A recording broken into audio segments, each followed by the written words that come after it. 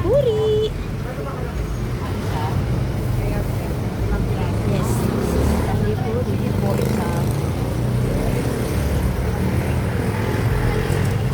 Happy birthday. So we're going to try Pani Puri. Katapos lang namin mag-anticipate.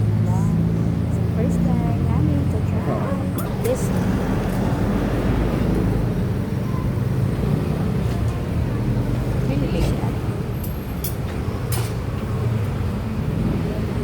Tapos Pasko na po kasi uso na ulit ang bibingka at puto bongbong.